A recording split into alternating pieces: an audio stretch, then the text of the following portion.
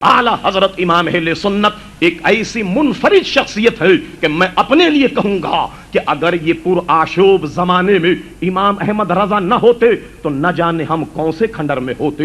اعلی حضرت امام اہل سنت نے اپنی دانش، اپنے فتاوے، اپنی تحریر سے عزیزان گرامی ہمیں سیدھا راستہ دکھایا اور قلم سنبھالتے ہی کہا کہ کلکے رضا ہے خنجر خونخوار برق بار، اعدا سے کہہ دو خیر منائیں نشر کریں۔ یہ معنی کہ کہتے ہیں کہ ان کی تحریر میں تشدد ہے، مگر ایک مرتبہ اس کا ذکر صدر الافاضل بدر المماثل مفتی نعیم الدین مراد آبادی رحمت اللہ علیہ نے کیا کہ حضور آپ کی قلم میں بڑی شدت ہے، آپ کچھ نرمی اختیار کریں تاکہ وہ لوگ جو آپ سے محبت نہیں رکھتے وہ آپ کی تحریر پڑھیں۔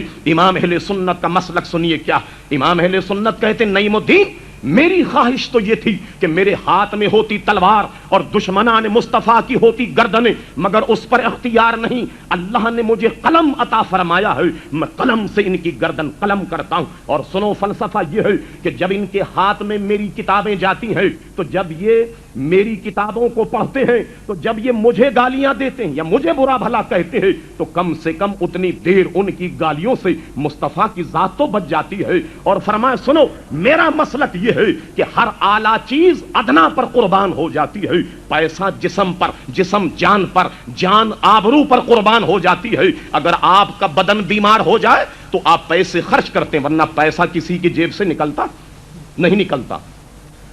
بیمار ہو گئے، پیسہ بہت عزیز مگر جان سے عزیز نہیں، اب جان پر قربان کرتے ہیں اور جسم پر قربان کرتے ہیں۔ جان پر کوئی بات آ جائے تو جسم کا کوئی حصہ بھی آپ اس پر قربان کرنے کے لیے تیار ہو جائیں۔ عزت آبرو پر بن جائے تو آپ اپنی جان کی بازی بھی لگا دیتے ہیں۔ امام احمد رضا کہتے ہیں پیسہ جسم پر، جسم جان، جان آبرو پر، مگر مصطفیٰ کی ذات ایسی کہ ان پر عزت اور آبرو بھی احمد رضا کی قربان ہے۔ یہ مسلک امام اہل سنت رحمت اللہ تعالی کا تھا۔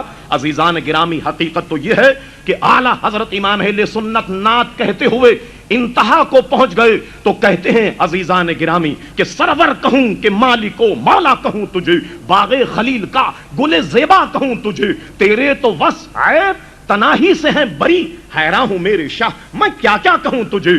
لیکن رضا نے ختم سخن اس پہ کر دیا کہ خالق کا بندہ خلق کا آقا کہوں تجھے۔ اور حقیقت یہ ہے کہ اس زمانے میں علماء تو ہیں لیکن امام احمد رضا کوئی نہیں ہے۔ لگتا یہ ہے کہ بالکل یہ عالم سونا ہے، اور وہ خود کہتے ہیں کہ کیوں رضا آج گلی سونی ہے، ارے اٹھ میرے دھوم مچانے والے۔